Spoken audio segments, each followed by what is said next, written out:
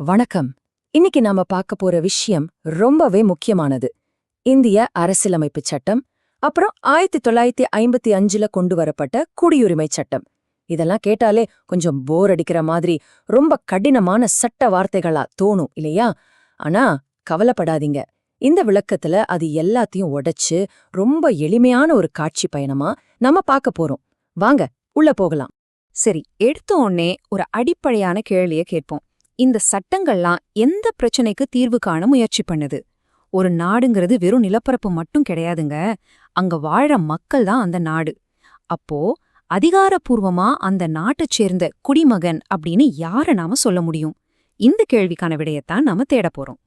இத முழுமையா புரிஞ்சுக்க ஒரு குடிமகளோட வாழ்க்கை சக்கரத்தை 6 படிகளா நாம பிரிச்சு பார்க்க போறோம். குடியுரிமையோட மடிப்பு என்ன, அதோட அரசியலமைப்பு அடிப்படை, அதை எப்படி வாங்குறது, எப்படி இழக்கிறது, உற்றை குடியுரிமைனா என்ன, கடைசியா வெளிநாடு வாழு இந்தியர்களுக்கான விதிகள் என்னென்ன, இதையெல்லாம் வரிசையா பார்க்கலாம். முதல் பகுதிக்கு போவோம். குடியுரிமையின் மதிப்பு. நான் ஒரு இந்திய குடிமகன் அப்படின்னு சொல்றதால சட்டப்பூர்வமா உங்களுக்கு என்னென்ன சலுகைகள் கிடைக்குது? சொல்லப்போனா இது உங்களுக்கான ஒரு விஐபி பாஸ் அப்படின்னே சொல்லலாம். இந்த வித்தியாசத்தை பாருங்களேன். ஒரு குடிமகனுக்கும் வெளிநாட்டவருக்கும் உள்ள வேறுபாடு ரொம்பவே தெளிவா இருக்கு. பாகுபாட்டிற்கு எதிரான உரிமை, வேலைவாய்ப்பில் சமத்துவம், பேச்சு சுதந்திரம், இதெல்லாம் தாண்டி மிக முக்கியமா வாக்களிக்கிற உரிமை. அது மட்டும் இல்லாம அரசாங்கத்துல பெரிய பதவிகளுக்கு போற தகுதி, இது எல்லாமே குடிமக்களுக்கு மட்டுமே உரிய ஒரு பிரத்யேகமான அதிகாரம். வெளிநாட்டவருக்கு இது கிடைக்காது. இது வெறும் சான்றிதழ் இல்லைங்க, இதுதான் உங்களுக்கான ஜனநாயக அதிகாரம். இப்போ 2வது பகுதிக்கு வருவோம். இந்த குடியுரிமை அப்படிங்கிற அமைப்பு எப்படி தொடங்குச்சு?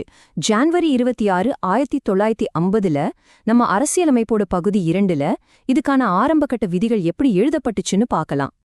இங்க ரொம்ப முக்கியமான விஷயம் என்னன்னா, ஆரம்பகால குடியுரிமை அப்படிங்கிறது இருப்பிடம், அதாவது டொமிசைல் அப்படிங்கிற ஒரு கருத்தோட நெருக்கமா பிணைக்கப்பட்டிருந்தது. நீங்க இந்தியாவுல பிறந்திருக்கணும், இல்ல உங்க பெற்றோர் இங்க பிறந்திருக்கணும். அப்படி இல்லைனா 1950க்கு முன்னாடி குறைஞ்சது 5 வருஷமாவது இந்தியாவுல தங்கியிருந்திருக்கணும். இதுதான் முதல் படியா அமைஞ்சது. 1947 பிரிவினை நேரத்துல நடந்த மிகப்பெரிய மனித இடப்பெயர்வை கையாள்றது ஒரு சவாலா இருந்துச்சு. அதை தீர்க்கத்தான் பிரிவுகள் 6ம் 7ம் கொண்டு வரப்பட்டுச்சு. பாகிஸ்தான்ல இருந்து இந்தியா வந்தவங்க, அப்புறம் இங்கிருந்து பாகிஸ்தான் போயிட்டு மறுபடியும் இந்தியாவுக்கே திரும்பி வந்தவங்க, இவங்களுக்கான மிக தெளிவான ஆனால் சிக்கலான விதிகளை இது கையாண்டது. சரி, 3வது பகுதிக்கு செல்வோம். அரசியலமைப்பு வெறும் ஒரு தொடக்கத்தை மட்டும்தான் கொடுத்துச்சு. அதுக்கப்புறம் வந்த 1955ஆம் ஆண்டின் குடியுரிமை சட்டம்தான் இன்னைக்கு வரைக்கும் நம்ம பயன்படுத்துற ஒரு முழுமையான கையேடு. ஒருத்தர் எப்படி அதிகாரப்பூர்வமா இந்திய குடிமகனா மாற முடியும்?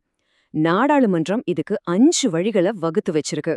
பிறப்பு, வம்சாவளி, பதிவு செய்தல், இயல்புரிமை, அப்புறம் புதுசா ஒரு நிலப்பரப்ப இந்தியாவோட இணைக்கிறது மூலமா. இந்த ஒவ்வொரு வழியும் ஒவ்வொரு விதமான சூழ்நிலைகளுக்கு ஏற்ப உருவாக்கப்பட்டது. இதுல ரொம்பவே சுவாரஸ்யமான விஷயம் என்னன்னா, பிறப்பால குடியுரிமை வாங்குறது காலப்போக்குல எவ்ளோ கடுமையா மாறி இருக்குன்னு பாருங்க. 1950கள்ல நீங்க இந்தியாவுல பிறந்தாலே போதும். ஆனா 1987க்கு அப்புறம் பெற்றோர்கள்ல ஒருத்தராவது இந்தியரா இருக்கணும்னு சட்டம் வந்துச்சு. 2004க்கு அப்புறம் இது இன்னும் ஸ்ட்ரிக்ட் ஆயிடுச்சு. 2 பேரும் இந்தியரா இருக்கணும், இல்லனா ஒருத்தர் இந்தியராவும் இன்னொருத்தர் சட்டவிரோத குடியேறியா இல்லாமலும் இருக்கணும். பாத்தீங்களா விதிமுறைகள் எப்படி இறுகிக்கிட்டே போகுதுன்னு? அதே மாதிரி இயல்புரிமை, அதாவது நேச்சுரலைசேஷன் வழியா குடியுரிமை வாங்கணும்னா அங்க இருக்கிற கடுமையான நிபந்தனைகளை கொஞ்சம் பாருங்க. குறைஞ்சது 12 வருஷம் நீங்க இந்தியாவுல தங்கியிருக்கணும், அரசியலமைப்புக்கு உண்மையா இருப்பேன்னு உறுதிமொழி எடுக்கணும், 8வது அட்டவணையில இருக்கிற ஏதாவது ஒரு மொழியில நல்ல அறிவு இருக்கணும், முக்கியமா நன்னடத்தை இருக்கணும். இது அத்தனை சுலபமான காரியம் கிடையாதுங்க. இதுல சில பிராந்திய ரீதியான சிறப்பு விதிகளையும் நாம கவனிக்கணும். குறிப்பா அசாம் மாநிலத்துக்கான இந்த தனித்துவமான விதிய பாருங்க. 1966லிருந்து 1971க்குள்ள வந்தவங்க தங்களை பதிவு செஞ்சுக்கணும். ஆனா உடனே ஓட்டு போட முடியாது. வாக்களிப்பும் உரிமைக்காக அவங்க 10 வருஷம் காத்திருக்கணும். அந்த பகுதியோட வரலாறு, உள்ளூர் அரசியல் பின்னணியை இது எவ்ளோ துல்லியமா பிரதிபலிக்குதுன்னு புரியுதுங்களா? இப்போ 4வது பகுதிக்கு வருவோம். நாணயத்தோட மறுபக்கத்தை பார்க்கலாம். இந்த விஐபி அந்தஸ்து எப்படி கிடைக்குதுன்னு பார்த்தோம் இல்லையா? அது எப்படி பறிபோகும் அப்படிங்கிறது ரொம்ப முக்கியம். குடியுரிமையை இழக்கிறதுக்கு 1955ஆம் ஆண்டு சட்டம் வெளிப்படையா 3 வழிகளை சொல்லுது. 1, நீங்களா முன் வந்து அதை விட்டு கொடுக்கலாம். 2, நீங்க வேற ஒரு நாட்டோட குடியுரிமையை வாங்கும் போது அது தானாவே முடிவுக்கு வந்துரும். 3வது, அரசாங்கமே உங்க குடியுரிமையை பறிக்கிறது. இதுல அந்த 3வது வழி ரொம்பவே தீவிரமானது. ஒருவேளை நீங்க மோசடி செஞ்சு குடியுரிமை வாங்கியிருந்தாலோ, இல்ல இந்திய அரசியலமைப்புக்கு துரோகம் செஞ்சாலோ, போர்க்காலத்துல எதிரி நாட்டுக்கு உதவி செஞ்சாலோ உங்க குடியுரிமை கட்டாயமா பறிக்கப்படும்.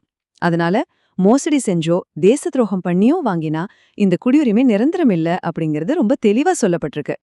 அடுத்து 5வது பகுதி, ஒற்றை குடியுரிமை விதி. இந்தியாவை ஒரு கட்டமைப்பா ஒன்றிணைக்கிற மிக அடிப்படையான ஆழமான ஒரு ரூல் இது. இப்போ அமெரிக்கா மாதிரி நாடுகள் எடுத்துக்கிட்டீங்கன்னா அங்க தேசிய குடியுரிமை, மாநில குடியுரிமைன்னு 2 இருக்கும். ஆனா இந்தியாவுல அப்படி இல்ல. நீங்க தமிழ்நாட்டுல பிறந்தாலும் சரி, டெல்லியில பிறந்தாலும் சரி, நீங்க வெறும் இந்திய குடிமகன் மட்டும்தான். மாநிலங்களுக்குள்ள எந்த பாகுபாடும் வரக்கூடாது, நாடு முழுக்க எல்லாருக்கும் ஒரே மாதிரியான உரிமைகள் கிடைக்கணும் அப்படிங்கறதா இதோட ஒரே நோக்கம். இறுதியா நம்ம பார்க்க போற 6வது பகுதி இந்தியாவின் வெளிநாட்டு குடிமக்கள், அதாவது OCI. உலகெங்கிலும் பரவியிருக்கிற நம்ம மக்களை இந்தியா எப்படி அரவணைக்குதுன்னு பார்க்கலாம். இந்த OCI கட்டமைப்பு ஒரே நாள்ல வந்துடலங்க. 2000வது வருஷத்துல LM சிங்வி கமிட்டியோட பரிந்துரையில ஆரம்பிச்சு நிறைய மாற்றங்களை கடந்து கடைசியா 2015ல PIO மற்றும் OCI ரெண்டையும் ஒன்னா இணைச்சு இன்னைக்கு இருக்கிற ஒரு நிலையான அமைப்பா இது உருவாயிருக்கு.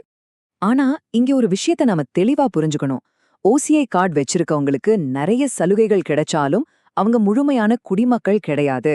அரசாங்க வேலைவாய்ப்புகள், குடியரசுத் தலைவர் இல்லனா நீதிபதி மாதிரியான உயர் பதவிகள் இதெல்லாம் அவங்களுக்கு கிடையாது.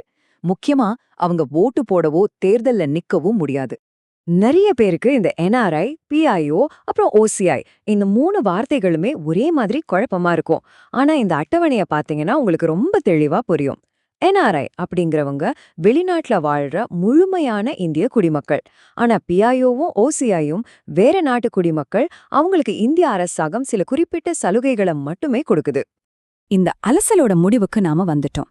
விடைபெறதுக்கு முன்னாடி உங்களை யோசிக்க வைக்கிற ஒரு கேள்வியோட நான் முடிக்க விரும்புறேன்.